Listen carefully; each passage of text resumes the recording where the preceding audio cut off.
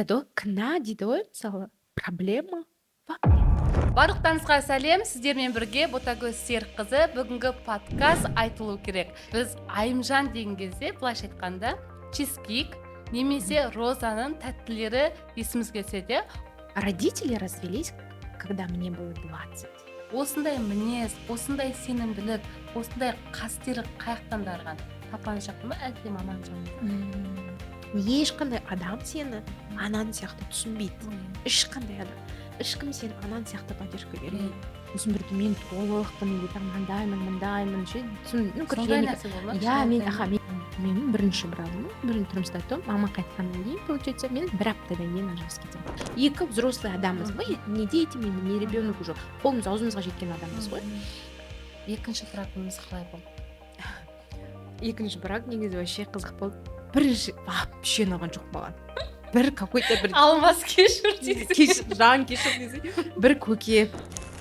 Негізі ше көбісі айтады, енді 12 жас разница болғаннан кейін кейде иногда бывает, дайректке жазады, типа, енді ол үлкен ғой деген сияқты ше, типа.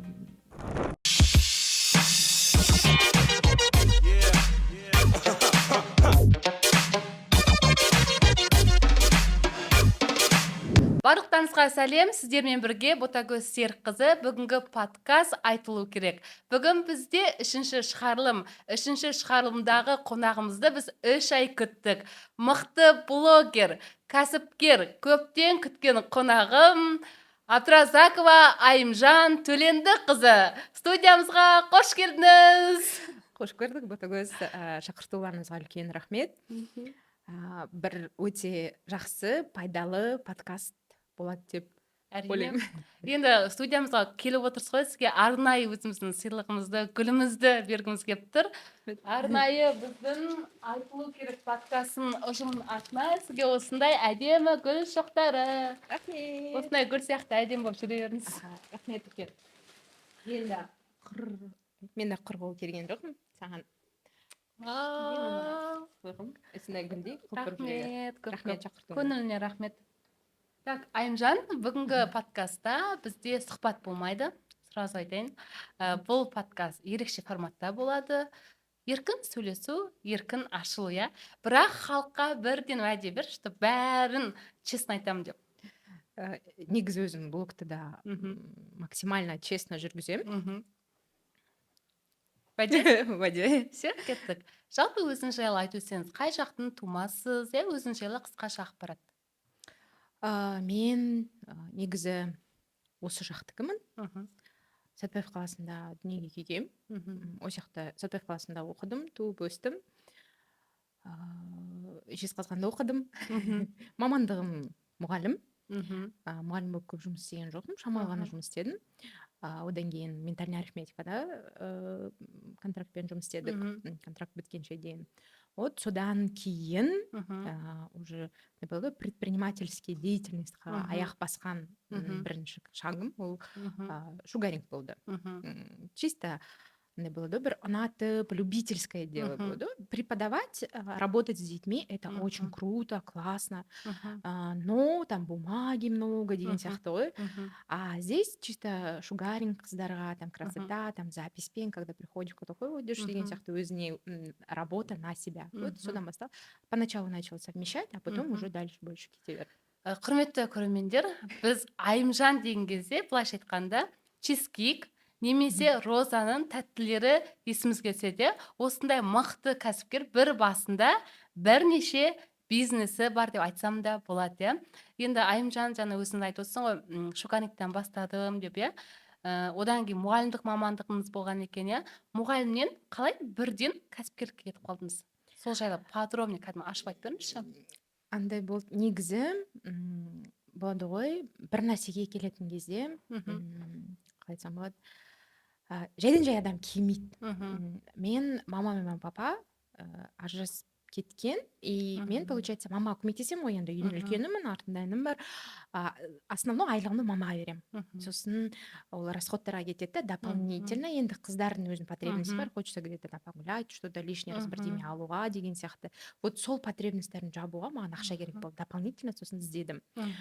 Солай случайно шугарингке келдім, и получается зарплатамды юсмастан жаңағы академиядан алып отқан зарплатамды мамаға беремін да. Шугарингті ол чисто өзімдікі, содан басталды. Бірінші үйден бастап қабылдадым, чисто потом кішкентай пакетикпен біледі ғой, уже я 8 лет в этой сфере. Сол пакетикпен үйге барам, выездпен сөйтіп жүрдім, сосын сөйтіп нарабатывала. Негізі 2 қалада жұмыс істедім, Жезқазған и Сатпаев. Выездпен барам, сосын үйге келеді маған, сөйтіп уже ақырын, уже контракт біткеннен кейін мен мамаға айттым, мама, что-то мен мұғалім боламын келмейді, мен салонға арендаға шығайыншы деп. А на то время было андай услуга деген, это не очень ше, желательно жаңағы ой мұғалім болу керек, это типа әдемі, красиво, тұрақты жұмыс деген сияқты. Маманың риза болатыны, да такой типа современная, мудрая, бетіне қаққан жоқ, давай жарайды деді да. Мен салонға шығып кеттім. Содан уже мен 8 жыл болды, просто бір направленияда өзінің жұмысын жақсы көргеннен кейін повышениядан повышенияға, менде международный уровень, қандай новыйдан не шығады, что касается шугаринга, бәрін өтуге тырыстым. И соответственно, когда ты әркімнің, күшті мықты преподавательдердің техникасын жинаған кезде, и соның бәрін бірге істеген кезде уже сенде индивидуальный подход болады, клиентке индивидуальный не болады, техникам болады, сонымен уже лояльный клиенттерім все больше көбейіп, қазір міне уже 8 жылдан асты осы сферада. Әлі да қаншама параллельно бизнестерім болса да, шугаринг мен үшін ең бірінші орында и ең жақсы көретін ең жұмысым. кішкентай махаббатым дейсіз, кішкентай бизнесім дейсіз. Содан кейін көтеріліп кеттіңіздер ше? Ақырын. Қазір біз ол жайлы айтатын боламыз, иә. Енді маған қазір қызық болып тұр лично өзіме. Бала Айымжан қандай болды? Бала кезде өте тұйық болдым. Өте тұйық болдым. Мені біреу ренжітіп қойса, болады ғой, я не могла за себя заступиться. Үндемей жылап келеді, мама сен мотивация беріп болады. Енді баланы мама ғой не етеді, маған мама жақтан өте қатты күшті поддержка болды да. Сен әдемісің, самооценка жоқ, мен әдемі емеспін деген сияқты. Өзі не еді, кішкентай кезімнен болды, бір апарық болған жоқпын в теле было ше, и как будто такое ощущение, как будто мен томпақ сияқты тұғым ше. Сосын бірді мен толықпын или там мындаймын ше. Сондай нәрсе болмақ. Я мен мектепте оқығанда, мектептен кетіп колледжге барған кезде ғана мен ашыла бастадым, уже өз-өзіме тұра бастадым. Сонда мама, ешкім сені ренжітпесін, надо за себя постоять деген сияқты, сөз қайтару керек, ұрса ұру керек деген сияқты. Қайда біреу сөз айтса, мен даже қайтара алмайды да тұғым ше. Очень скромная была. Колледжге түскеннен кейін уже ары қарай Жезқазғанға түстім, әженің қолында болдым, нағашы әженің. Сосын и параллельно жұмыс істедім. Сол жұмыс істеген кезде ашыла бастадым. Жаңа Айымжан, менің тәрбиемде деп айтып жатсың, маманың мотивациясы деп, иә. Папаңыз жайлы айтып өтсеңіз. Енді кішкентай уақытта родители развелись, когда мне было 20. Уже үлкен возрастта. Не болды, мен негізі папаны қатты жақсы көретін, папаның дочасы тұғым. Қазір бәрі айтады, ұқсайсың деп. И бір моментте уже кетіп қалғаннан кейін, конечно, немножко обидно, там кішкене өзімді нетіп қойдым, мама ауыр болды ше, действительно. Сол кезде прям маманың енді поддержкасы көп болды. Конечно, папаны да жақсы көремін, екеуін бірде жақсы көремін, но бірақ мама более мудрая, более не енді маманың несі көп болды, влияниесі маған. Анаңыз жайлы, анаңыз қандай, мінез қандай болды?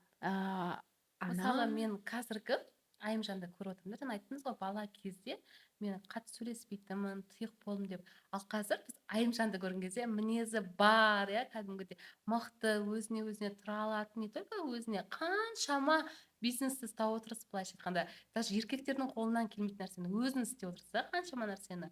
Сондай Айымжан елестейді да. Осындай мінез, осындай сенімділік, осындай қастерлік қаяқтан дарыған? Папаңыз жақтан ба, әлде мамаңыз жағынан?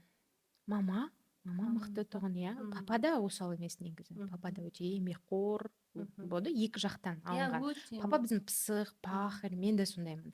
А мама өте мудрая, ақылды, жаңағы сабырлы, сондай. Енді стараюсь екі жақтан да жақсы нәрсе алуға деген сияқты. Сол периодта мысалы колледжбен уақытта вот мама қайтыс болды ғой, 6 жыл болған, 6 жыл болды маманың қайтқанына. Сол периодта андай получается мен тұйық болдым да, резко раскрылась и бұзықтығым. Любоймен шапылдасып, ұрысып, аузын жауып, ер адам демеймін, могла там мат послать деген сияқты. Еш қарамаймын, ол ер адам мені ұрып кетеді деген сияқты.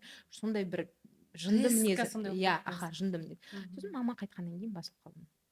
Басылып қалдым болғанда, более уже умнее, мудрее, наверное, повзрослела. Может быть, деп ойлаймын.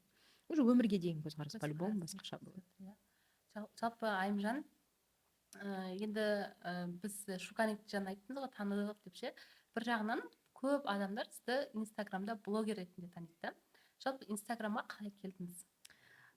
Негізі басында қалай болады, менде ең басты шугарингті салонға шығып жұмыс істеген кезде инстаграмды бастадым мен. Ол кезде онда қатты дамыған, чисто публикация, сторис деген жоқ.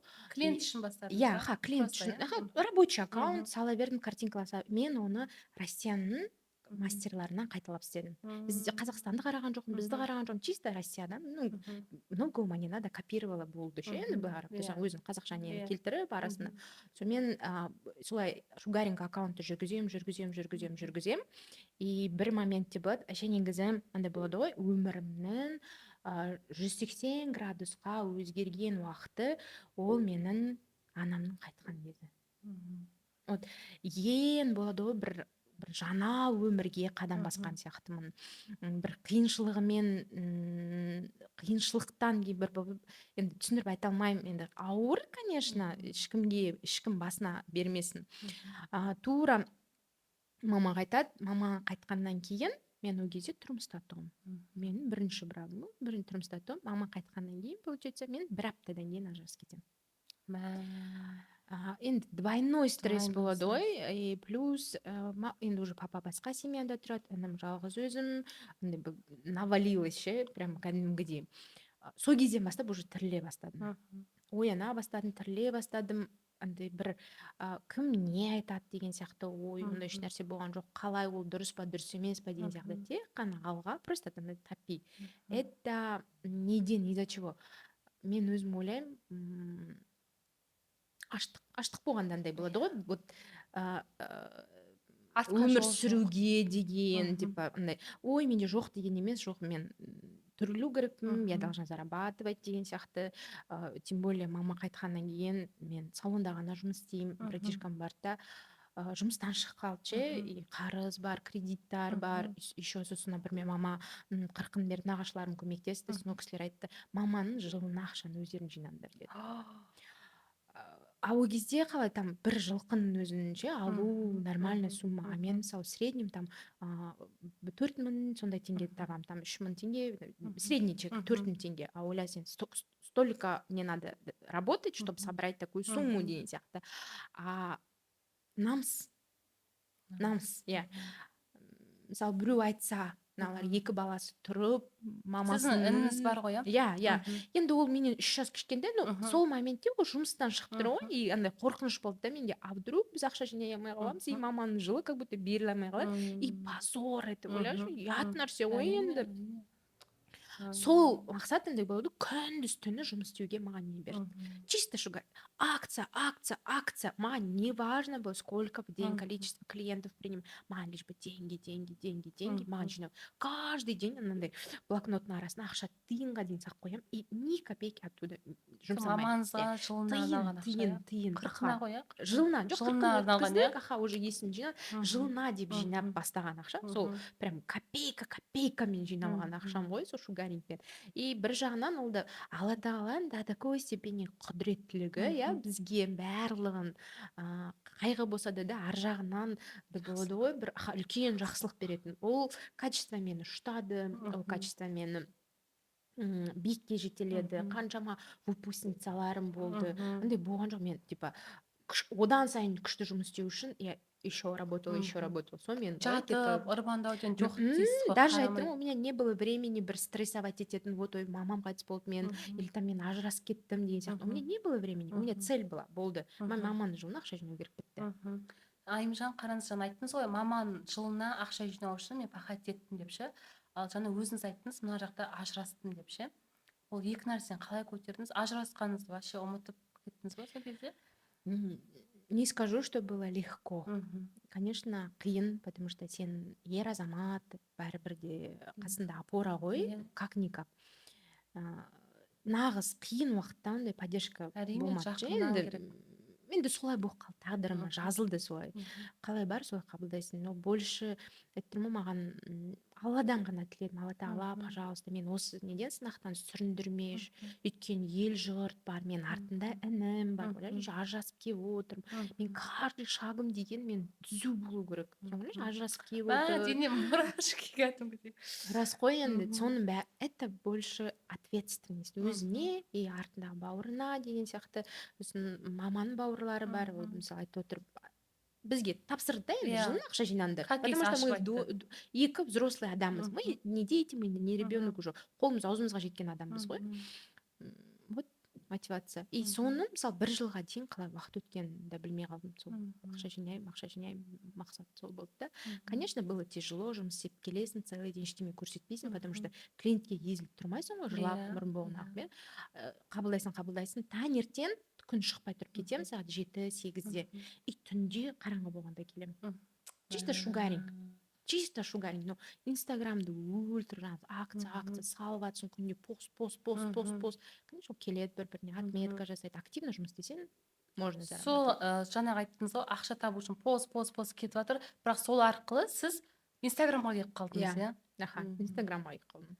Жаңағы енді болған оқиға сізге әжептәуір көп жылдық тәрбие берді дейсіз ғой, мені пісірген, өсірген жылдар. Өсірді, иә. Анаңыз туралы көп айтып жатсыз да, осы кезде жалпы ата-ана туралы не айтар едіңіз қазіргі жастарға? Енді, конечно, бүкілін айтатыны бағала дейсің.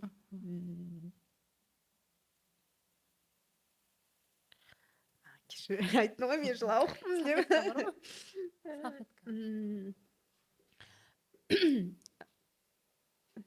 Маманың орны всегда ерекше ғой.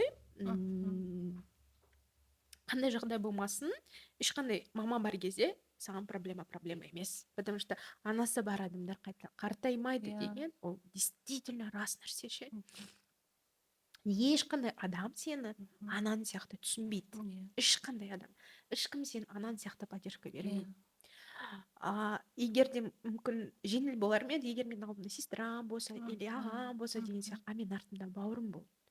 И мен маған сынуға болмайтын болды да. Өйткені бауыр, мен сынсам бауырым да сынады. Ол балалар, олар біз қыздар сияқты емес қой, олар тез сынады. Басқа болған жоқ. Бағала деймін, ата-анасын. Бар жақсыны беруге тырысыңдар деп айтамын. Мне кажется, қазіргі уақытта енді все стараются родители ценить, любить, дарить им все лучшее деген сияқты. Сейчас молодежь дейді, вообще люди умные. Бұрында жоқ болды ғой, енді қазір баршылық заман ғой. Ата-ананы бар кезде бағалау керек. Жақсы, Айымжан ханым, жаңа айттыңыз ғой, бірінші брак деп, иә? Екінші брагыңыз қалай болды? Екінші брак негізі вообще қызық болды. Получается, мама қайтыс болады. Сосын где-то сентябрь, через неделю, бір аптадан кейін ажырасам, ноябрьде Алмазбен танысам. Чисто случайно. Айтырмын, мен жұмыс істеймін, маған бір новыйдан бір клиент келеді. Сосын тұрады да, маған сөйлесіп, күшті сөйлесем. Мен всегда приветливая, күшті сөйлесем. Я ашықпын. Сосын, вы замужем дейді. мен көрем мен новыйдан келіп тұрған адамға айтпаймын ғой, мен кеше ғана ажырасқанмын деп. Сосын нет дедім. Сосын я обслужу, кетті, маған жаза береді ана кісі ше. Можно я ваш номер дам брату, у меня есть брат дейді ше. Сосын қойшы дедім ше, посмотрим деген сияқты. Мен өзім мен оған айтпаймын ғой, мен кеше мамам қайтыс болды, мен ақша жинап посмотрим, не деймін енді. Үндеген жоқпын, типа дедім, қоя бердім, игнор ше, по делу ғана. Сосын бір күні ноябрьде Алма жазып тұр. Здравствуйте, анау мынау, я бы хотела с вами познакомиться деп, мен таза қазақша, анау орысша 40-40. Сосын тұрдым да, қойшы дедім ше, еще маған айтқан ғой 80 жылғы деп, екеуміз Алмаз екеуміз, у нас 12 лет разница, 12 жас үлкен Алмаз менен. Сосын честно, мне сейчас не до этого вообще. И білмеймін, в общем, мен как раз қасымда сестренкаларым болады, бір қалай екенін білмеймін, но бірақ бұйырды солай ше. Біз начали общаться, просто общаться, вот сразу кездесуге шақырды. И сол ноябрьде даже менің қолымда официально ажырасты деген қағазымда жоқ. Қағазың жоқ, бірақ сіз уже Алмазбен кездесіп жүрсіз. Таныстым, кездестім, бірінші кездесуге бардым, чисто бірінші вообще ұнаған жоқ маған. Бір какой-то бір Алмаз кешір дейсіз. Жан кешір дейсіз. Бір көке стилі да, бір не, қолында андай гүлдер бар ғой, бір букет емес. Это было 6 лет назад, ойлай, 6 лет. Букет у кезде болды ғой. Нет, андай болды, бір дәу корзина, сосын гүлдер шығып тұрады. Сонда әкеп тұр ғой. Сосын ойбай, сосын айтам енді, давай барсақ бір жаққа барайық дейді лучше. Мен айтам, давай на улице прогуляемся. Нет, давай где-нибудь посидим. Сонымен бір заведение випкасына барды, и то ол Сакура суши пицца. Суши пицца не екенін білмейді, бір шашлик жеп жүретін адам ғой. Разница, сосын танысамыз, сосын бір там чисто ешқандай не жоқ, просто жай кездестім болды. Сол күні келеді да маған айтады, бүкіл ситуацияны айтып беремін сразу. Вот мен осылай ажырасқанмын, кеше ғана ажырастым, мен қағазымда жоқ, тымымда жоқ деген сияқты ше. Кетсең кете бер деген сияқты ше. Маған еще лучше. Сосын тұрады да, дай мне возможность просто быть рядом дейді. Бітті ше, ештеме сұрамайды, ойбай ұнаттым, сүйдім, күйдім деп дым айтпайды. Сосын күнде жазады ше, күнде жазады, сосын жаңа келеді, кездесейік дейді. Сол ноябрьден бастап келесі жылы маманың жылына дейін где-то бір жазға дейін ба, мен уақыттың қалай өтіп кеткенін білмеймін ше. Мен чисто жұмыс істедім. Алмаз чисто андай болды, бір қасында подушка сияқты болып жүрді. Қозы білмейді, мен кімге айтамын, мен таныстым жігітпен жүрмін деймін ба, ол қалай мен жүріп, мы просто жай общаемся, жүрмейміз, ол маған қызым боласың ба деген жоқ, жүріп жатқан жоқ, біз вообще далаға шығамыз екеуміз, Сатпаевты айналып ешқандай заведение бармаймыз. Ойлашы, мен қалай барамын вообще, қағазым еш нәрсем жоқ, не ол дұрыс па, ол дұрыс емес нәрсе. Бөтен еркекпен Конечно. далада жүремін, сол жаңа бүкіл проблеманы айтамын, там свет қиып кетеді, топ болып ше, там кредиттер не болып жатыр, анаған ақша керек, мынаған ақша керек. Далаға шығамын да еңіреп жылаймын ше. Сосын бүкіл болды, жеңілдеп үйге келіп ұйықтаймын. Психологым болды десең. Үндемейді. Мен қазақша бір нәрсе айтады, ты меня понимаешь дейді. Ертең не айтсам, түсінбейді ше. Қазақша көбінесе түсінбейді екен. Сонымен 40-40 деп жеткенше орысша айтамын, жетпеген қазақша айтамын. Сонымен мұрын-бұғымағы көзім жасып жатыр, бет деген былай ісіп кеткен. Солай жүріп, бір жазға дейін солай жүрдік ше. Одан кейін уже давай андай пара болайық деп. Сосын мен айттым, вообще типа меня не трогай, чуть-чуть жүріп деген сияқты ше. Сол кезде уже айтатын, сен қатты ұнайсың маған, давай семья бол, бай сен жынсың ба дедім. Мен әлі маманың жылында берген жоқ, мен кеше ғана ажырастым. Жоқ дедім, не надо, я не готова. А ол, конечно, ол 80 жыл, ол үлкен, ол уже семья құру керек деген сияқты ол жантасына. Давай переезжай ко мне, шаруашы. Жоқ, бізде қазақтарда ондай понятие жоқ, понимаешь, ондай бізде не принято, переезжай ко мне деген сияқты. Ондай жоқ деп.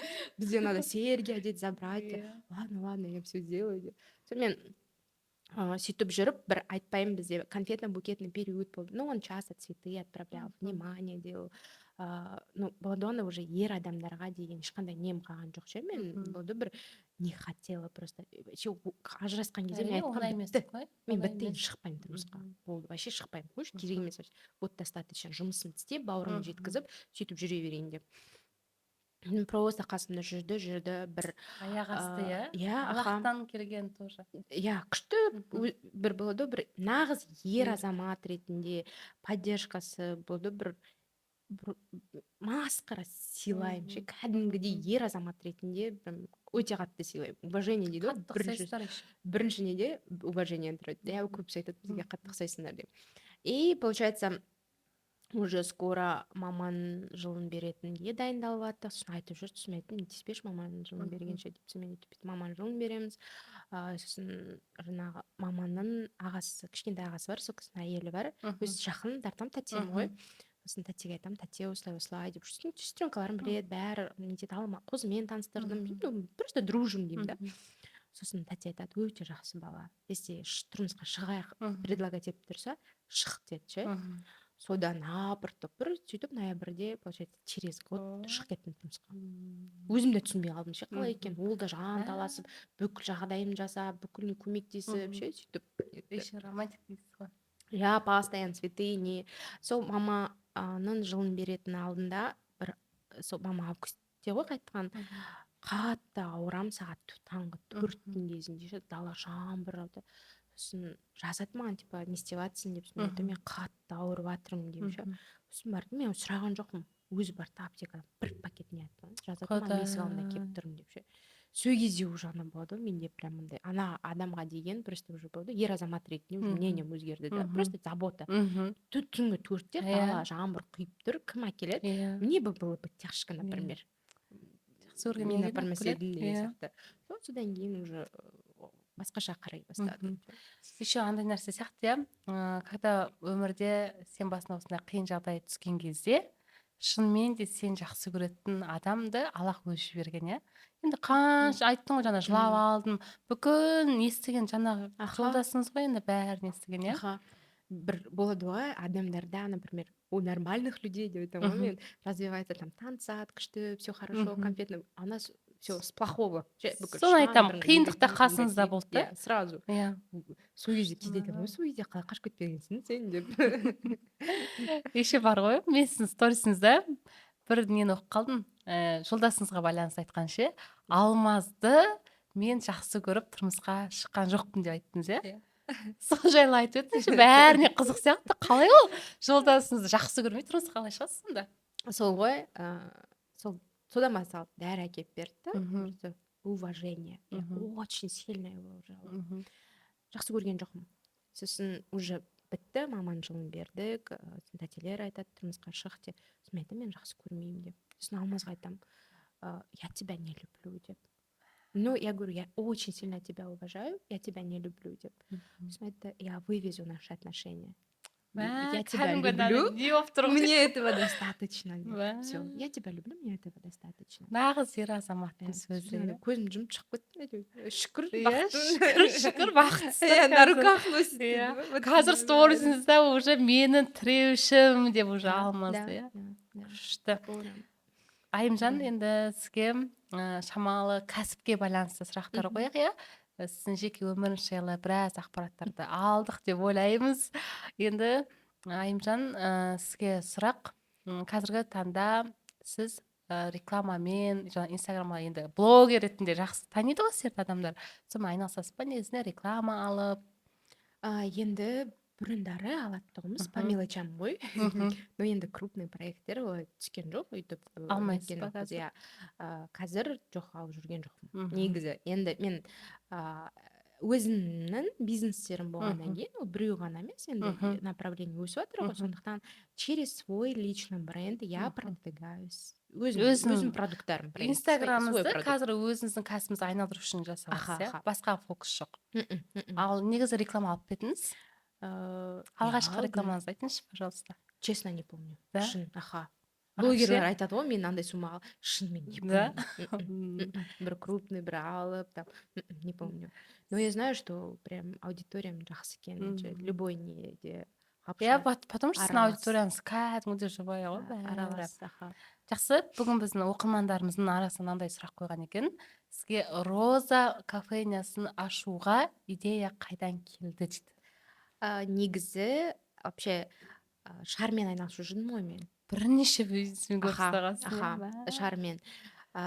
Вообще негізі ладно жарайды. Шармен айналысып жүрем. Мгм. Сосын вообще негізі маған андай новый нәрсе ашып с нуля бастап Мгм. оны изучать етіп бір нәрсе внедрять етіп жақсы көремін ше. Ұнайды маған ондай нәрсе Мгм. ізденіп деген сияқты. Мгм. Не болады ғой, өз басына бәле тіреп жүретін вот мен сол немін ше, сүрінігіп Күшті ғой жүретін. бәрі. Иә, күшті, мне это нравится. Мгм. Сонымен шармен айналысып жүрем. Сосын біздің арамызда араласып жүретін Алия испанский чизкейкті я переезжаю в Караганду и Мгм. срочно сатамын дейді. Мен де андай ойланайын деген жоқ, мен аламын Мгм. дедім, бітті. Испанский чизкейкті. Аха, Мгм. алмазға звондадым, Жан, я хочу купить дедім. Мгм. Сосын ол тұрды да, ну, если хочешь, покупай Мгм. деді. Бір жақсы жері алмаз всегда менікі тапи Поддержка. поддержка болды. Мгм. Сонымен алдым. Мгм.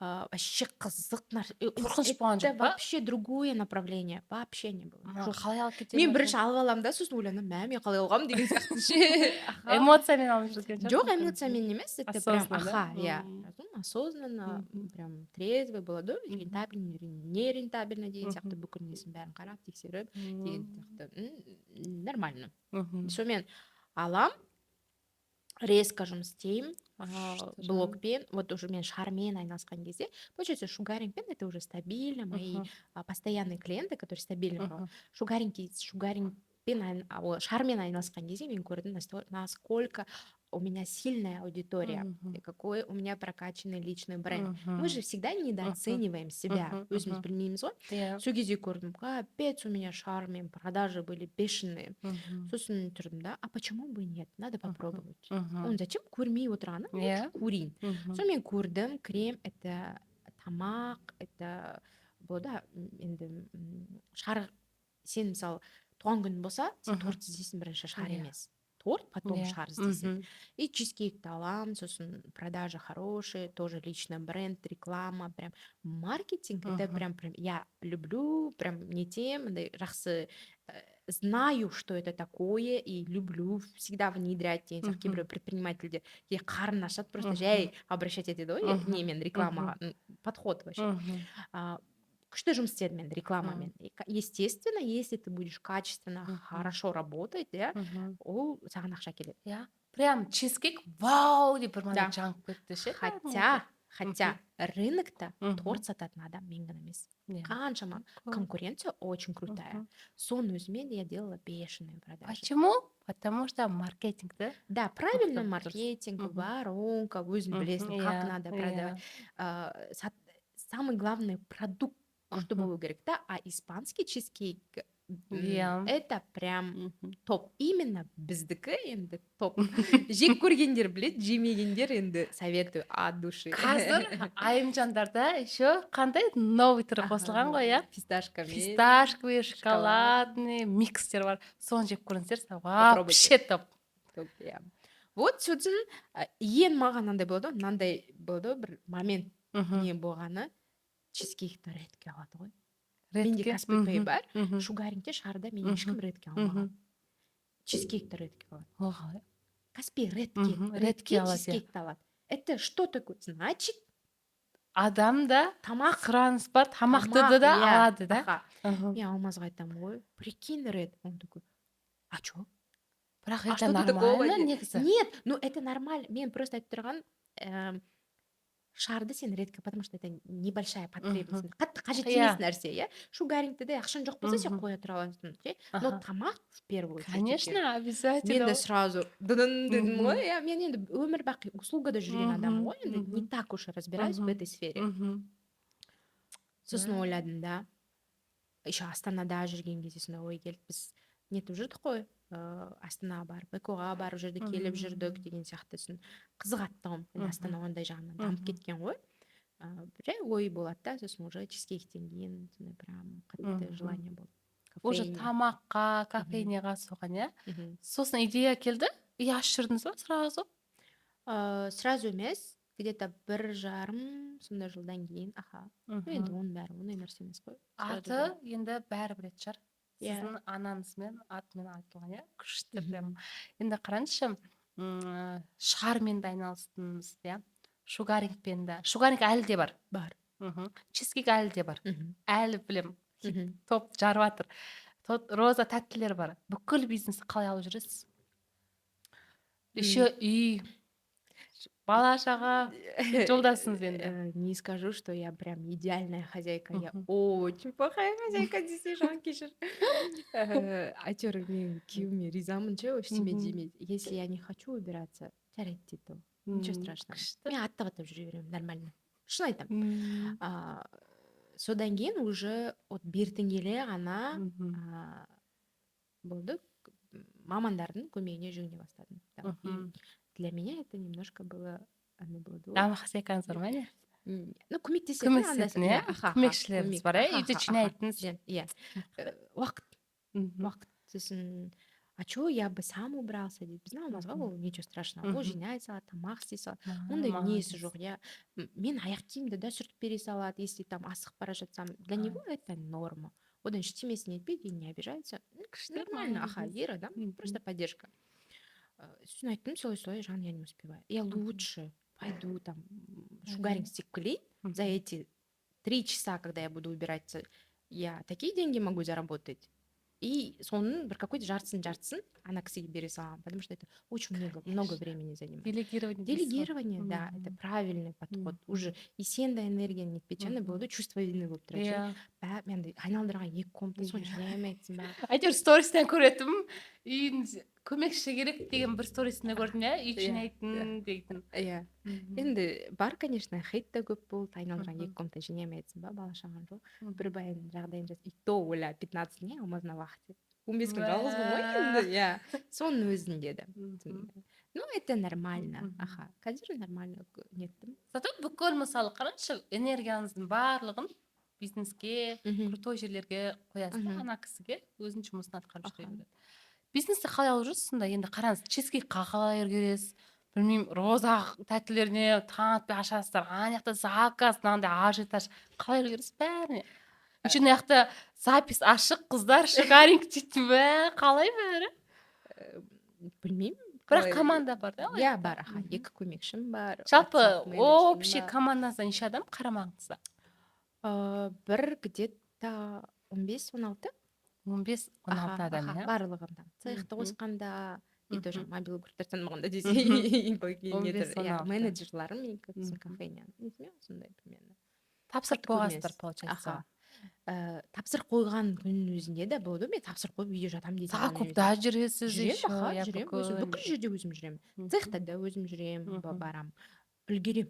Мен таңертең стараюсь, енді болады, не всегда разрешаю себе спать. Я не разрешаю себе смотреть сериалы. Вообще пустая трата времени. Максимум жаңа алмазға тамақ, борсақ бірдеме істеп жатқан кезде чисто подкаст. Үйде бір шаруа істеп жатқан кезде подкаст қоямын ше. И тоже мотивация, деньги, рост, сондай лишний нәрсеге әңгіме лишний, бір өсек, бір нәрсе анау айтып жатыр, үйтіп жатыр, бірдеме ренжіп жатыр. Вообще Уақытым жоқ. жоқ уақытым, энергиямды да құртпай. Сонда қанша сағат ұйықтайсыз примерно? Қазір, если түнде біз кафенядан келген кезде сол пока жауып бүйтіп келем дегенше, сол бір болады пока. Бірде, 1:30 сотқа шұқып жатасың ғой, бәрібір де 1:30-да ұйықтасам, таңертең енді час практикую, конечно, последний 2-3 күн ұйықтап қалғаным болмаса, а так 5:40-та тұрып жүрем. Таңертең 10 000 шаг жасауға тырысам. Спорт бар. Плюс спорт бар еще. Спорт бар, иә. Жоқ, шаг жасаймын. Боксқа барам, сосын клубқа барып завтрак ішемін. Ну, стараюсь. Сонымен мен прям күшті жүрем, бодро жүрем, уақыттың бәріне, обедте ұйықтамаймын сосын. 3-4 сағат қой, примерно 1:30 ұйықтайсыз, ары қарай 5:30 тұрасыз. Ну, иә, енді 5 сағат. 5 сағат. Нормально. Қандай басшысыз командаға? Вообще негізі мен өзім жұмсақпын, но очень требовательная. Болады ғой, бүкіл жерде абьюзер, тиран, мен шығар. Үйде да абьюзермін. Жұмыста да. Ну, мен үшін, мен лишний раз, мелочь нәрсе үшін адамға тиіспеймін, болды. Бір тиіскім келіп тиіспеймін ешкімге. По факту. Если бір нәрсе дұрыс емес па, любой чизкейк болсын, кафеня болсын, клиент жалоб жасап келді ма, мынауның бірдемесі не то болып тұр, все, қопарамын мен кәдімгідей. Неге дұрыс емес? И ол адам пока қыздар рахмет деп кетпейінше, я не успокоюсь. Мен лучше чизкейк жіберем, кофені там переделаем или лимонад переделаем. Маған каждый адамның несі очень важно. Мгм. Чизкейкте де солай. Бірдеме дұрыс болмай, там, бірдемесін ұмытып кетсе, все, кешірім сұрап, келесі жолы Мгм. там сізге шоколадный в подарок. Мгм. Мен даже одан не то, что мен минуста болмаймын в любом Мгм. случае. Маған самый главный ол кісінің Көңілі. көңілі, соңғы несі Мгм. бізге разы болу керек ше. Мгм. Вот менің ұстанымым сол. Сосын айтады, клиент не всегда прав деп. В Мгм. моем случае всегда прав. Осы жерде рекламный пауза болсын, иә. Біздің айтылу керек подкастымыздың бас демеушілерінің бірі автостайл жезқазған. Егер де сіз өзіңіздің көлігіңізге 3D 5-ті автоковриктар немесе чехолдар немесе автоаксессуарлар іздеген болсаңыздар, міндетті түрде автостайл жезқазғанға жазылып алыңыздар. Дальше жалғастырамыз. Сонымен мықты басшымын дейсіз ғой, иә? Мықтымын деп айта алмаймын, конечно, өзімді неде косяковать Енді ететін қараңыз, жерлерім бар. кәсіпте жүргеннен кейін міндетті түрде провал деген болады, иә, минусқа кету деген болады, иә. Сондай жағдайлар болды ма? Конечно. Болды ма? Айтып беріңізші, бір Часто болады. крупный біреуін айтып беріңізші. Товар жоғалып кетеді қыста, ну ол мен шугарингпен болған кезде де болған. Бір рет бір қатты аяз болған кезде бір 300 мың ба 400 мыңның пастасы жоғалып кетеді ше. Прям фурадан, білмеймін, короче, бір фура сынып қалады, содан бір фураға лақтырған кезде жоқ вообще ешкім. Аналар салып жүрген накладной бәрі тұр, аналар айтады, типа таппадық ше. Білмеймін, әйтеуір жылап қоясың ғой, ондай нәрсе тез ұмытылады. Чизкейкте, конечно, үсіп кетеді қыстың күндері, жазда бұзылып кетеді, пока транспортировкада болады. Кафейняда да болады ше. Ну, ол не ғой, самый главный берілмеу керек. Дүние, ақша, ол не, ол бүгін бар, ертең жоқ нәрсе. Ол в первую очередь мы расстраиваемся, сосын расстраиваться еткен жан-жағына құртасың, мысалы күйеуіне тиісесің, бала шағаңа тиісесің деген сияқты ғой. Там сотруднигіңді ұрсып қоюы мүмкін мына эмоцияға тұрып. Сол үшін стараюсь енді сдерживать болады ғой, шешім табу. Значит, хайырлысы солай. Значит, енді сол үшін нетпей ақ қойшы деген сияқты. Қатты близко к сердцу алмасаң, конечно, это же все по-любому деньги же, ол біздікі емес, ол менікі емес ол нәрсе. Барлығын алла өзі реттеуші, сол жоғалу керек па, значит жоғалу керек. Бітті. Бірақ болады, иә, провалды. Конечно, бір күн күнде бір нәрсе дайын тұрады. Бүгін лампочка жанбай қалды, ертең ана типа несін етеді, біреу барады да там ана жерге бірдеме төгеді, или там товар нет, закуп дұрыс айтпайды, там сосисканы заказ бермей қалады да, сосиска жетпей қалады, ана жерге кипиш болады деген сияқты. Ол күнде болады ондай. Любой бизнесте болады ғой. Аха, бүкіл нәрсе бүкіл жерде болады. Просто қабылдап тез шешу ғой. Енді қараңызшы, айттыңыз ғой, бірдеме сынып қалады, иә, бұл бәрі расход қой, иә. Енді чизкейктің кассасы бар деп қояды, кассасы жоқ дейді. Роза тәттілердің кассасы, иә, бүкіл ақшалар енді бар ғой. Жалпы өзіңіз ақшаға деген қарым-қатынасыңыз қалай? Бүкіл өзіңіз басқарасыз ба, әлде бухгалтеріңіз бар ма? Негізі жаңағындай нелерді біз самади нелерге апарамыз ғой. Ол жақтан жаңа накладноймен СФ қояды ше. Соны істейтін ғана бухгалтерім бар. Қалған ақша полностью бүкілі өзімде. Ақшаға қарым-қатынасыңыз қалай өзіңіз? Нормально. Но я не скажу, что я транжира. Лишний раз керегі жоқ нәрселерге ақша құртпаймын мен. Вообще. Импульсивные покупки дейді ғой. Ондай нәрсе жоқ менде. Чисто по плану жүреді, да. Лишний раз я буду вкладываться в бизнес, лишний раз там сливки алайын, лишний раз чиз алайын, потому что это обороты же, а я там обойдусь, ну, киім бар ма, таза деген сияқты. Или же просто там награда, осы бір цельға қойсам, там алдына бір рет просто отырдым, да, захотела Диордың, ну, такого не было у меня, мен боянбайтын адам, за сколько, за 20 тысяч купить просто блеск для губ, это женский не он, потребность, ну, захотела, пошла купила. Последнее время негізі чуть-чуть нетіп жатырмын ше, қосып нетіп жатырмын ше, қосатсы өзіңізге беріп жатырмын. Енді ғана. А бұрын как-то или жұмысқа қатты беріліп кеткеннен кейін ба, мүмкін өзіңізде қалауыңыз болмаған шығар. Может, қалауым болмады, қатты қызықпадым, не было желания. Жаңа айтып жатсыз ғой, соңғы кезде нетіп жүрмін подаркілер деп, өзіңізге көп бір қатты қымбат қалған сыйлығыңыз бар ма? Білмеймін. Өзіңізге өзім жасағанмын. Өзіңізге өзіңіз. Білмеймін, тяжелый люкстан ондай ешқандай нем жоқ, бренд ондай ешқандай нем жоқ. Только анау Майкл Корс, и то 30-ға келгенде өзіме алмайды. Қымбат емес, 150 мың ба сондай. Анау неңізді Ван Клифті жігітіңіз алып берді. Иә, аха. Бірақ өзіңіз алмапсыз, иә, өзіңіз? Жоқ, аха, бұны алмаз әперді. Наны алдым өзім, наны алмаз әперді. Ну, там 300 мың ба Әлі сондай крупный болды. покупка жасаған Ну пока. енді прям там 1,5 миллион сумкасы деген сияқты нет. Бренд қумайсыз ба? Э, Қумайсың ба болғанда, мне кажется, если будешь зарабатывать такие Мгм. большие деньги, Мгм. конечно, можно позволить. Болады. Да, вот. Мгм. И пустая трата денег өйтіп айтпай ақ қояйын. Мгм. Хотя я не шопоголик, не Мгм. модница, не стиляга. Білесіз, түсініп Да, тұрсыз, это все түсініп тұрмын, нормально. да. Это норма, да. Мгм. Это, мне кажется, наоборот, күшті мотивация. Әрине, өзіңіз Мгм. қанша жұмыс істеген екен, Да. өзіңізге алған күшті ғой. Әйел адамның энергиясын көтеретін, жарқырап жүретін біздің алтындар, конечно. Сіздер де солай өздеріңізді қуантқыларыңыз келсе, сырғалым голд алтындар онлайн дүкеніне жазылсаңыздар болады. Әрбір әйел әдемі болып алтындай жарқырап құлпырып жүре берсін. Так, сізге жаңа біздің инстаграмда окошко қойдым ғой, сол кезде бір кісінің сұрағы ұнады. Жалпы кафені ашуға қанша теңге кетті дейді. Бір кафені ашуға қанша теңге керек дейді. Енді миллиондар. Миллиондар ма? Сразу Это вопрос. явно миллиондар. Так, маған кафеняны ашуға где-то бір 50 миллиондай кетті. 50 миллион. Аха, 50 миллиондай кетті. Здание аренда емес, Мгм. зданияны сатып алдық. Сатып алдыңыз. Аха. Мгм. Жолдасым көмектесті, там Мгм. витринный холодильник за 700 тысяч деген сияқты сондай подаркалар істеді. Я Мә. вообще-то Дайсон хотела, часы хотела с бриллиантами. Вообще негізі сағат жақсы көремін өзім. Андай болды, хотелкам қатты көп емес деп Дайсон айтқанмын сразу. Сосын ладно, лучше күшті Сол қымбат орны, иә. не алайыншы дедім, витринный холодильник. Чтоб, иә, Елу. вроде. Сонда мысалы бір кафені ашуға среднем чек Да. 50 ма? 50 миллион енді ол 50 квадратқа. Ну, әркімде әртүрлі ғой. Мгм. Сенің Ну, жасаған жоқ дегенде. ремонтына байланысты, я, ну, максимально не скажу, что у нас прям болды, прям ойбай керамогранит, там Мгм. сұмдық бір нәрсе там за 40, за 50 тысяч квадрат Мгм. метр деген сияқты ондай емес, ну, Мгм. болды средний такой, Иә, и күшті ғой, красивый, хороший, уютный. да.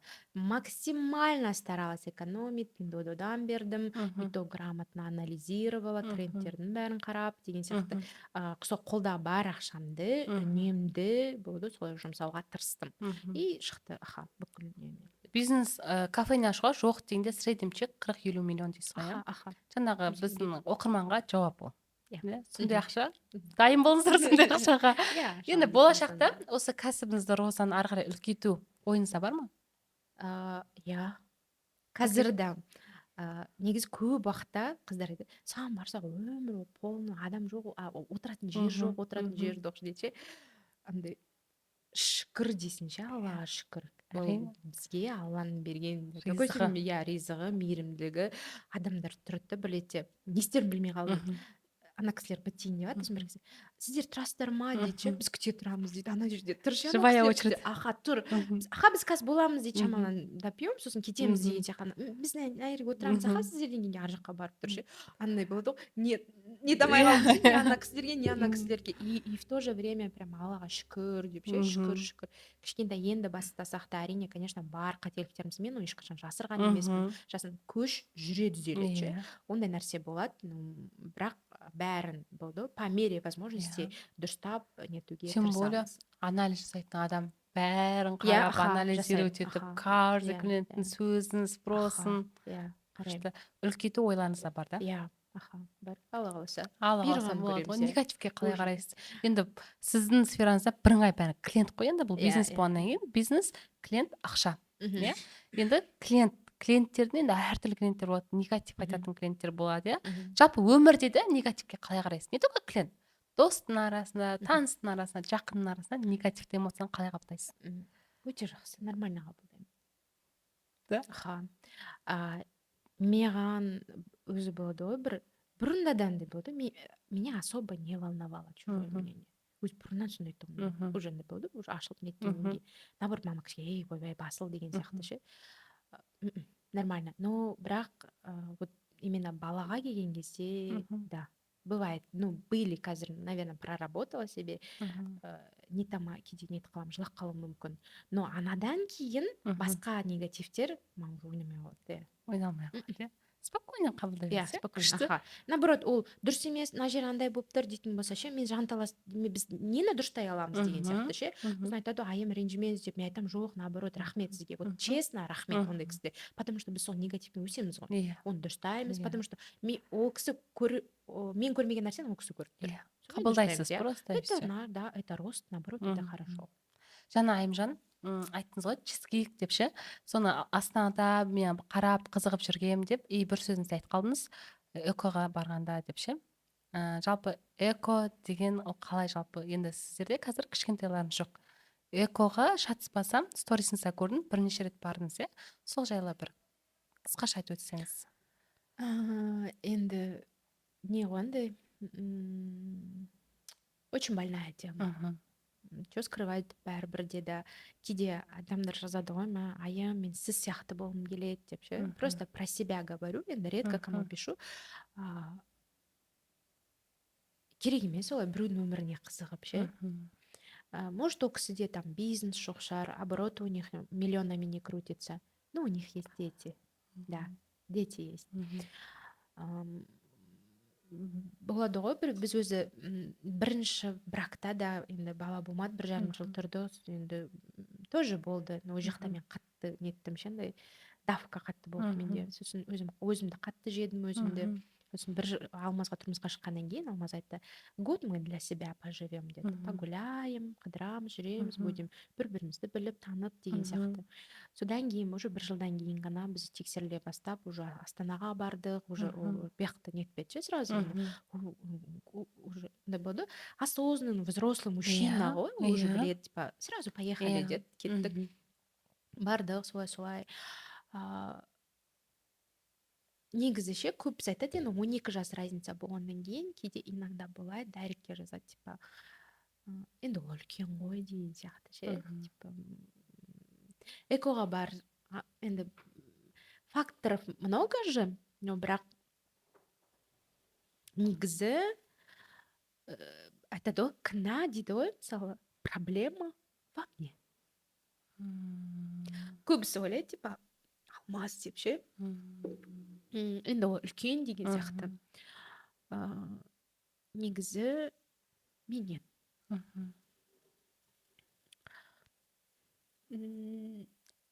неше бәле рет түстік көрдік мендегі проблема получается яйцеклетка фолликул әйел адамда болады яйцеклетка сол шығады там ер адамның биоматериалы сперматозоид екеуі кездеседі содан уже эмбрион болады да и плод вот сондай не мен яйцеклеткамның качествосы төмен получается и біз бірінші рет барамыз экоға вроде типа нормально енді уже разница бар ғой енді неше жыл болды уже 4 жылдай болды ма почти 1 рет түсеміз нормально болады сосын нормально болады болғанда менің яйцеклеткамның качествосы жоқ болады да сосын ол жаңағы программаның несін түсіреді ше процентін түсіреді шансы меньше дейді ғой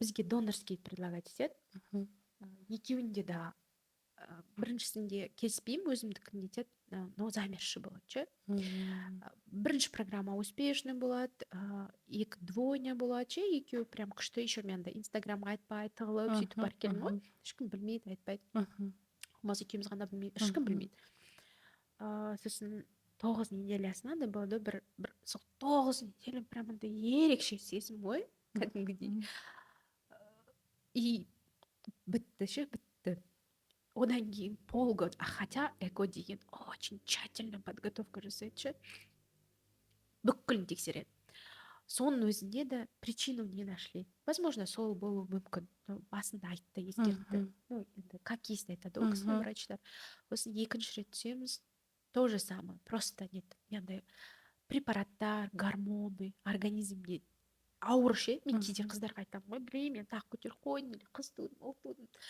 неге шүкіршілік етпейсіңдер деймін ше какая разница ол қыз вообще жоқ разница например енді все же взрослые люди сен ер адаммен например ер пара, иә, қосылады, там келесі айда там они забеременели. А экомен олай түсу үшін тебе минимум 8 месяцев, 6 месяцев подготовка идет. Сен дайындайды. Бүкіл жаңағы бүкіл процесін алла тағала саған естественно беріп тұрған нәрсені сен искусственно жасайсың. Қаншама препараттар, гормоны, которые ауыр сразу не буду резко толып кетемін ше. Прям и сол это стресс организмге. И содан кейін еще айтады да саған фолликулар алады да ала алмаймыз некачественный дейді ше. Сосын алмаз айтам, давай ажырасайық. Зачем саған мұндай әйел бала тумайтын? Керек емес. Мүмкін мен басыма берген сынақ шығар солай. Бірақ саған кедергім тимесінші. Жоқ дейді. Сонымен уже екінші рет болмағаннан кейін айттым, маған тиіспеші деді. Сол уже получается, екінші неудачный экодан кейін шармен айналысып бастаймын ғой. Просто ушла в работу. Опять же, стрессный, да, солай? Потому что үйде жата бересің, ойлай бересің. Еще андай бала деген уже мен алмаз естіген жоқ, мен жүрек қалсын естідім ше, екеуіңді. И болады ғой, екеуіңкі екі түрлі. Мен врачтан сұраймын, неге екеуіңкі екі түрлі деп ше. Енді олар екі түрлі адам ғой дейді ше. Егіз бол. И ана естігеннен кейін сен уже болады ондай все уже потеряла деген сияқты. Я, конечно, андай стресс, жаман стресс. Оны айтамайсың, ешкімге неде біз блокқа нәрсе елдің алдында жүрсің ғой, айтамаймын вообще.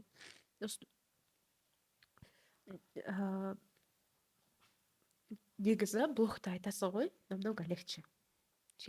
Потому что мен, например, получается,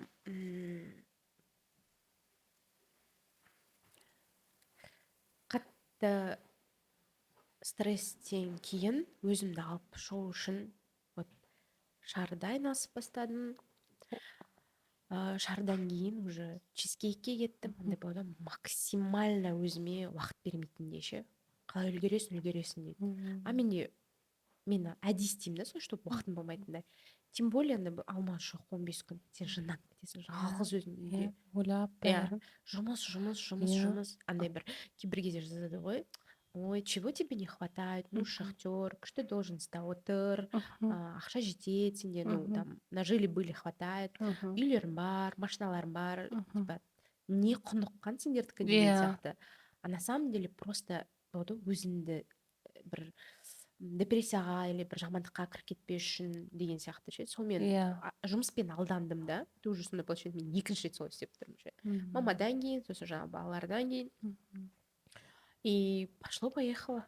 Кәдімгідей шар болып шығардым жаңағы личный брендте. Кәдімгідей баллон не заправка ғой, гели. Бітіремін, сразу жіберемін. Қараған олар айтады, у тебя где-то там открыто протекает, шығып кеткен шар гелі. Не может быть, дейді. Я говорю, все уже, баллон бітті. Қайта. Как там, типа, вы же недавно только начали, у меня такие продажи. И сосын чизкейкке кеттім, қатар ұстап жүрдім, потом чизкейктен етіп, анаған кеттім.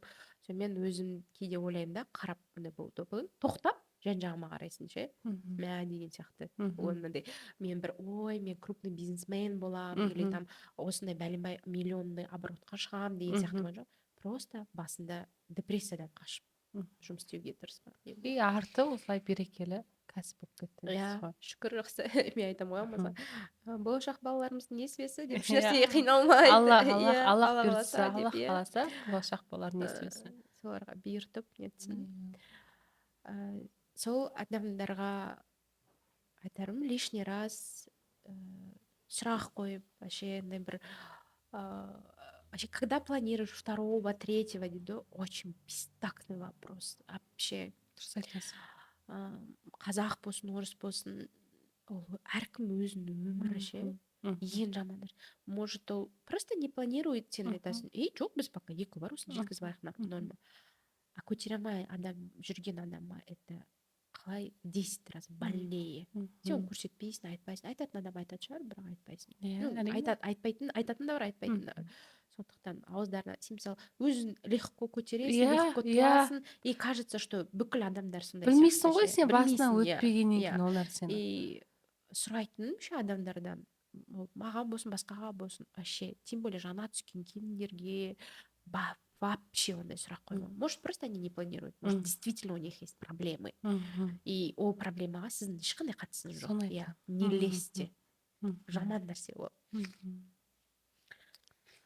Жақсы, Айымжан, енді қараңыз, сізде былайша айтқанда өте көп таныс. Иә? Инстаграмда да өзіңізде, былай да, иә, енді бала кезден келе жатқанда достарыңыз бар шығар. Енді жезқазған сатпаевтың бүкіл мен почти доссыз, иә.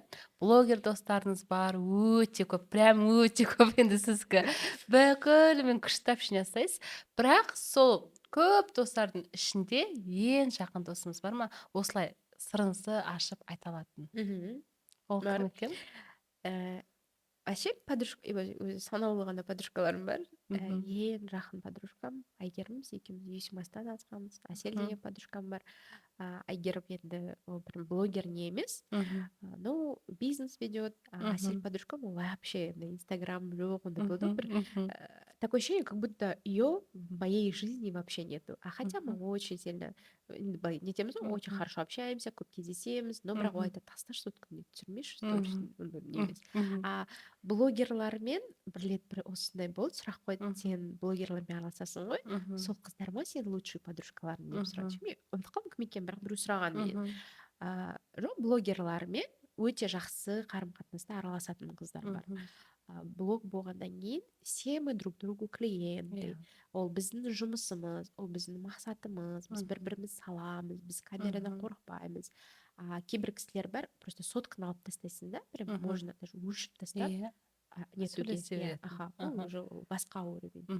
Ол блогерлармен жүргеннен кейін ойлайды, типа, жақыны сол лучший блогердер. подружкалары деген сияқты. Иә, конечно, сәлемімізді түзу. Мен өзім принципім, я айтамын ғой, блогерство хоть қай жақта жүргізсең, это как будто шоу-бизнес сияқты ғой. Шоу-бизнеста там, как бы это грубо не звучало, бәрібір грязно, өсек, әңгіме деген болады. Потому что не все мы идеальные. Менің бір қылықтарым, бір айтқан сөзім мүмкін сізге ұнамайтын шығар, иә? Например, әркім әртүрлі ғой. Может, сол бір қақшаңдаған мінезім ұнамайтын шығар біреуге, сол үшін айтады, типа, ол онша емес деген сияқты. Так что и адамдарда біздің очень добрые, бір-біріне қотыстырып қойып отыра береді деген сияқты ше. Самое главное, ондай негативті, ондай нәрселерді, ренішті блогқа шығармауға деген сияқты.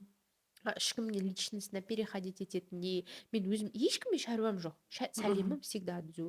Мен сыйлаған адамны мен құлымын. Болды. Бұл өмірде басқа не бар бөлісе алмайтын.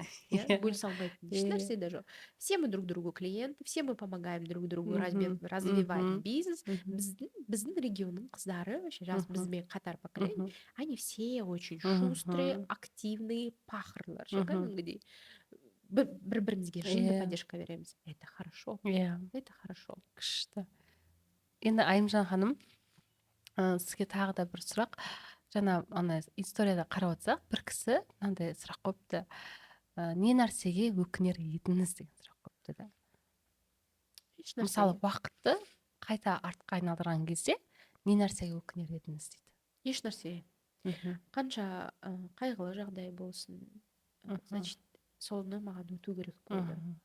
Әрбір қадамын сені шыдайды, шындайды. Әрбір келген сынақтан сені ой түйесің. Бір жаман нәрсе болған күннің өзінде де мен бірінші өзіме сұрақ қоямын. Мен нем дұрыс емес деген сияқты. Стараюсь ше, всегда. Ол адамнан емес, вот сен сондайсың. Мен, значит, қате кетті бір жерімде, мен бірдеме дұрыс істемей тұрмын. Бірінші надо в себе разобраться. Потом только. сенің жан жағың ол сенің айнаң. Иә. Сен қандайсың, саған адамдар в ответ қылады. Сен Мгм. жаман болсаң, саған жаман болады. Мен білмеймін, менде андай ой жоқ екен.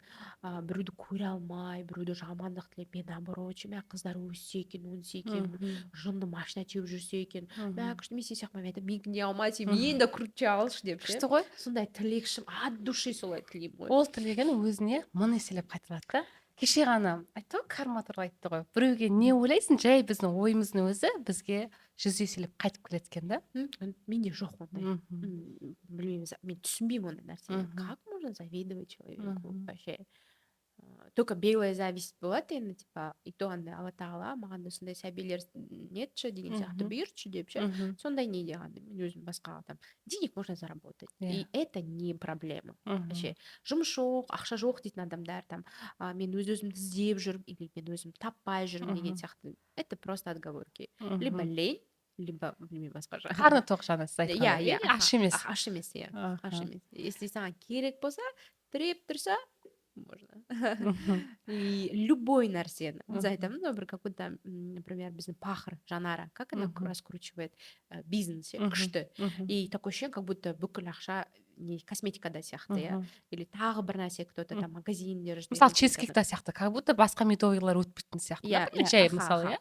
На самом деле, қалай? На самом деле, просто работать, ниетін любить свое дело, мүліп тұру керексің ғой. Конечно, и марканы ұстап тұратындай, качество болатындай. Сен мысалы, любой клиенттің алдына барған кезде сен ұялмай баратындай. Вот менің продуктым ал. Мен гарой тұрам сол үшін. Мен мысалы, чизкейк үшін гарой тұрам. Өйткені мен білем ол бүкіл дәмді, күшті, сервисіміз күшті, менеджерім күшті, курьерім күшті. И мен гарой тұрам ол үшін. Мен ұялмаймын. Сен маған айтпайсың, типа, айыма, бетіне лақтырам сен, потому что нау дейтіндей.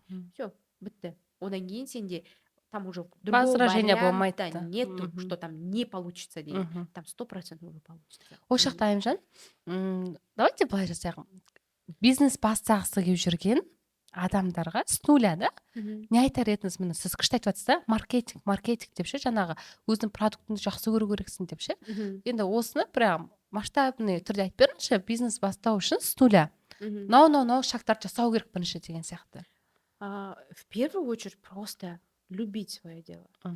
Екіншіден полностью сен білу керексің ол туралы информация. Жай типа, вот продала деген сияқты емес, ол там мынау судың құрамы қандай, оның не іші бар, любой адам сен аузын жауып тастайтын. Вот ол сен неге именно осы суды алу керексің? Хотя сулар жетіп жатыр ғой. Вот ценность. Уникальныйсың қайсы? Неге именно? И сен неге именно менен алу керексің? Басқа су сататын адамдар жетеді. Сосын айтады, мен бірдеме әкелгім келеді, Жезқазған Сәтпаевта жоқ нәрсе. Неге жоқ нәрсе? Наоборот, бар нәрсе әкелсең. Где конкуренция большая. Сол өтінді. Мен не лезу ешкімге. И сен оның дұрыс емес, или сенікі дұрыс деп айтпаймын. Это чисто мое мнение. Күшті айттың, енді сөйтіп ойлайды екен негізі. Нет, жоқ нәрсені әкелу керек деп. Зачем? Жоқ нәрсе, сенде конкуренция жоқ. Мысалы, білмеймін, бір любой нишаны алатын. Бар нәрсеге кіру керексің сен. Бар нәрсеге. Уже конкурент та бар, да? Да. И конкуренция болған жерде ты себя держишь в тонусе. Они тебе не дадут расслабиться. Или там бірдеме деген сияқты. А сен жалғыз өзің болсаң, я одна. Деген сияқты. В нашем регионе, вообще мен айтамын ғой, әлем бойынша ақша жетіп жатыр. Вообще в мире очень много денег. В чем проблема? Просто ты не хочешь и все. Жетеді әлемде ақша. Біздің регионда да ақша жетеді. Бастау ақшалар болмаса ше, мысалы? Менің тіреп тұрған әкем жоқ. Мен тіреп тұрған шешем жоқ. Маған инвестиция жасап көмектескен адам жоқ. Миллионда, саған айым миллионда. Я привлекала инвестиции. Я өтірік айтпай қояйын, кредит алдым, например, бірдемен бастау үшін, бірдемен нету үшін. Но болады ғой, бір боққа батып емес, кредит алып жатып потолокқа жатқан, конечно, ол сен боққа, грубо говоря, қарызға кіре бересің, иә. Әрекет жасау. Ананың бәрін жауып тастау мақсат деген болу керек. Сынбау керек. Трудности всегда есть. Ол бүкіл, либо ты делаешь это, трудности это қасында жүретін нәрсе. Либо ты не делаешь, или там сол там күйеуімнің заработына қанағат етемін деген сияқты. Үйде қазіргі до такой степени все дамып кеткен. Үйде отырып, диванда отырып ақша табуға болады. Былай ақша табуға болады. Қазіргі, мысалы, данный момент мен қиналып жүрген мобилография. бәрібір ғой, мы же все дети берут телефон в кредит, все берут. Пайдалансай соны. Иә. Монтаж жасау үшін много ума не надо.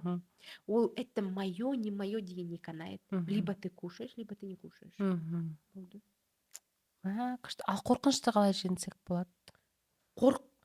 У тебя два варианта. Сен қорқып бір жерде отыра бересің, либо Либо әрекет жасайсың, болды. Өзі бастап өзің ниетіңді дұрыс қойсаң, адал болса ол ісің, мне кажется, кетеді. Әрекетке берекет. Иә. Ол еще ойына келеді ғой, бітті, оны істеу керек. Менде всегда болады, бірдеме ойлаймын ба, мен оны істемесем, сол басқа біреулер істеп жатады. Аллахтан келген идеяны бірден жасап кеткен дұрыс. Иә, қорықпау керек.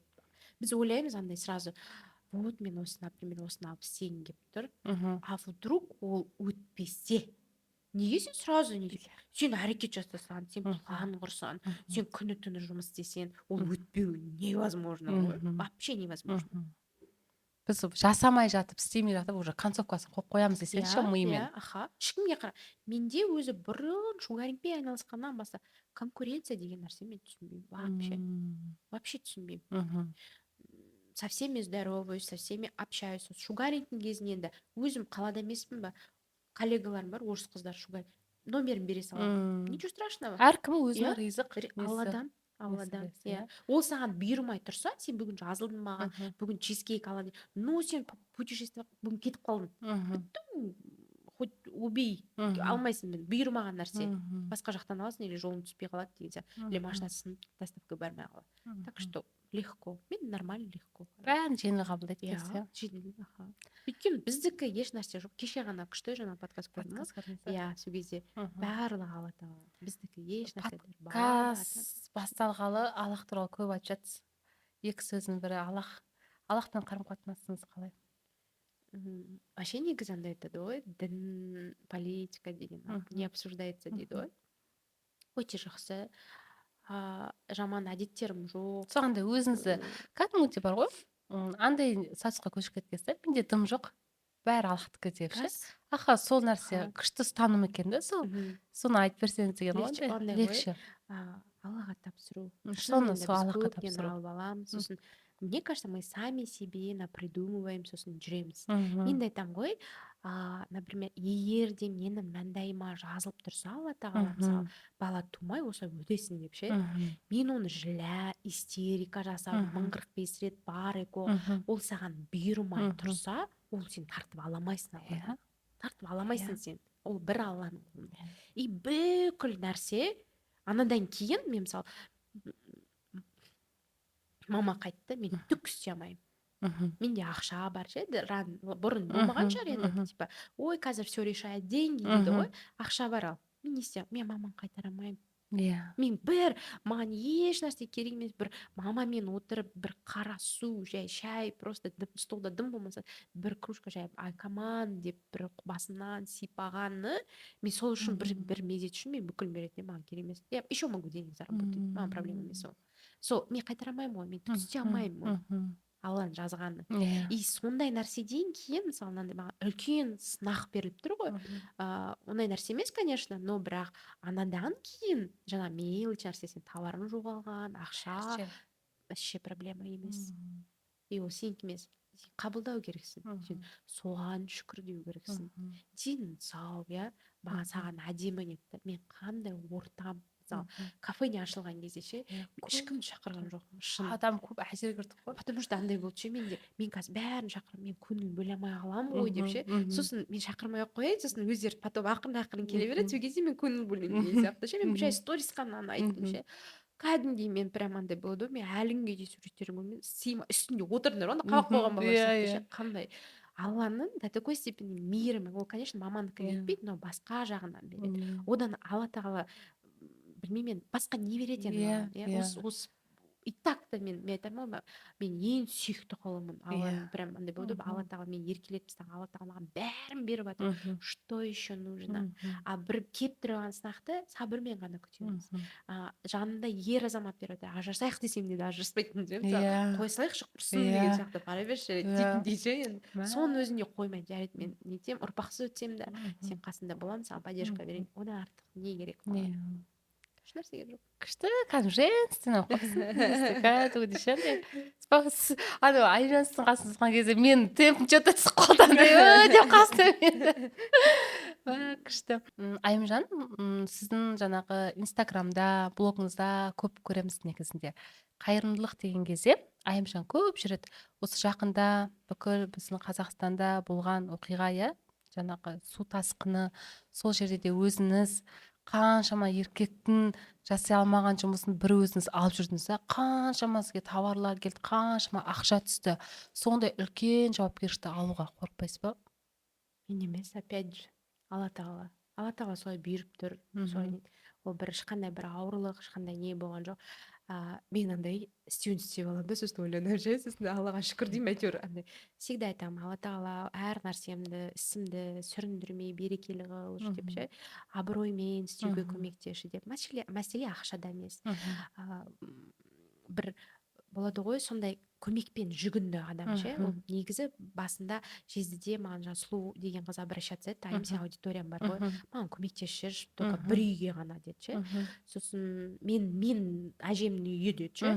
Сосын давай жарайды барып көрейікші дедім ше. Енді ол мен андаймын ше, мен өтірік, мен аудиторияға бірдеме айттым ба, мен ол көзім жеткен 100% информация болу керек ше. И мен білу керекпін ол ақша қайда кетіп жатыр деген сияқты. Потому что абырой ол. Мен бәлема жыл жинаған абырой. Осы Санжарға да, кімге да сбор қаншама ярмаркада неттім. Ешқашанда бір тиын ешкім ала жібін аттаған емеспін ше. И до конца болады ғой, нетпей бір қателік болып кетпесінші деген сияқты. Сол үшін өзім барайыншы, өзім көрейін деп сонымен барып көріп, бір емес бірнеше семья болғаннан кейін солай келіп ситуацияны айттық, осылай көрпе жастық деп. Аллаға шүкір, кәдімгідей ол да Алланың мейірімі ғой. Адамдарды, предпринимательді, Жезқазған Сатпаевты бір суткада кафеня деген быт ремонт болып жатыр, шан сояққа әкеп үйді қойып, көрпеді, жастықты 2 полный газель кетті. Бір полный газель, новый техника.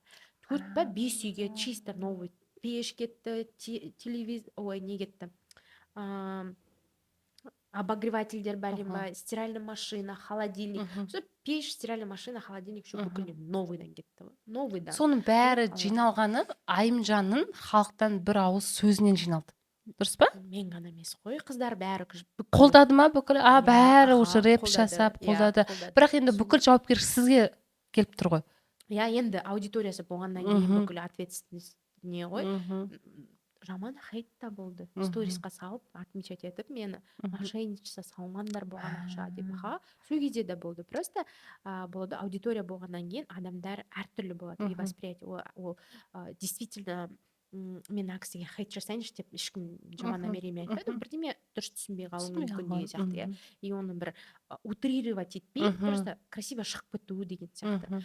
Содан кейін естіп жатырмын, бір қалада, тоже Қостанай жақтан бір блогер қыз сөйтіп жинаған ғой.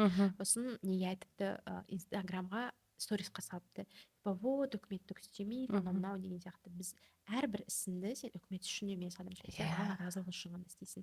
Адамдар ол кезде мысалы именно жезді біздің іргемізде мынандай жерден келетін су, бір үйде 4-5 баладан бәрі бөліп тастаған ғой, қаңғып жүр. Сен өзің балаң мысалы лишний ешкімде тамақ та жоқ, не ғой, заман сондай ғой, білесің, тем более елді мекен жер ғой, өте қорқынышты нәрсе. Ешкім Құдайын басына бермесін. Ол кісілер бір жағдайы төмен, өте нашар мындай отбасы емес, нормальный среднестатистический қарапайым отбасы, отырды, наны болды, тамағы болды, стиралкасы болды, пеші болды, и бір моментте батыс дым жоқ, ойлашы. До такой степени отыратын көрпе, жастық, кілемі жоқ. Тамақты айтпаған кезде, ладно жай тамақ. Білеш, ол беріп тұрған ол кісілерге ғана емес, сынақ, ол бізге келіп тұрған сынақ қой. Сендер осы кезде қандай әрекет жасайсыңдар деген сияқты. Халықтың сен реакциясын көрсе, одан кейін бір жеті бой сотка мамазы болды. Алматы, Астана, Қарағанды, крупный нелер шықты, фондтар шықты. Бізге все уже керек емес бәрі. Сатпаев бүкіл көтеріп тастады. 2 газель сутка болған жоқ. Мен кешке барып келдім, 7-де ма, сол кезде бастап сборды аштық. Ертеңіне біз уже 12-де ма, 1-де кетіп қалдық. Уже бәрін апарып уже. Мен ұнатпаймын ше, созып мыжғылап. Все конкретно, четко, ясно, таза, прозрачно болды. Бару керек, жеткізу керек, потому что дети там тонып жатыр, нетіп жатыр, жылдам тез қозғалу. көппен біткен жұмыс Иә, дейсіз ғой, конечно, иә? мен ешқандай қатысым жоқ, ол алла тағаланың бәрі солай нетіп қойғаны, бұйырып тұрғаны, реттеп қойғаны, бәрі онымен болған. Біз ондай сумма жиналады деп ойлаған жоқпыз.